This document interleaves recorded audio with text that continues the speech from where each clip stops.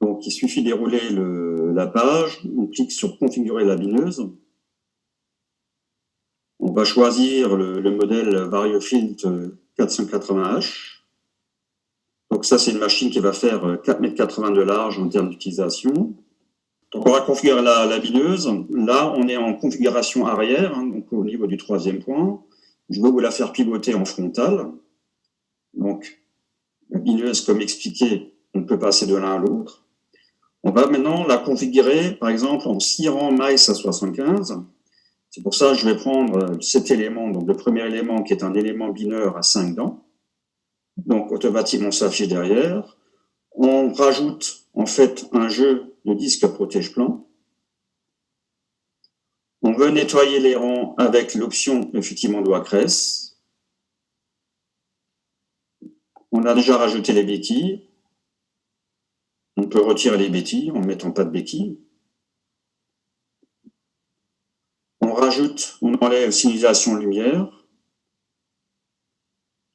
On peut prendre effectivement l'option, on rajoute en fait le guidage, le transporteur pour mettre un guidage par caméra. On peut jouer sur les différents types d'attelage, hein, catégorie 2 ou 3. Le rajout des roues de jauge pour contrôler la profondeur, pour avoir une meilleure stabilité.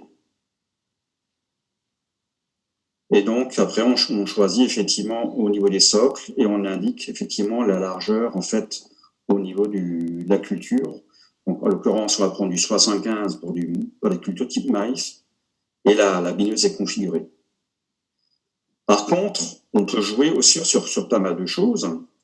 Au niveau de l'équipement de base, on peut travailler en plein, ce que j'ai expliqué tout à l'heure. On va retirer les disques, effectivement, de protection.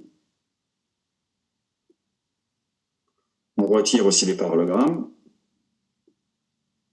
Et on va aller en configuration, éventuellement, pour travailler que avec l'élément doigt cresse seul, combiné avec un rouleau FACA. On peut combiner deux FACA et monter effectivement alternativement des FACA à l'avant, rouleau FACA à l'arrière, ou FACA à l'avant, doigt creste à l'arrière.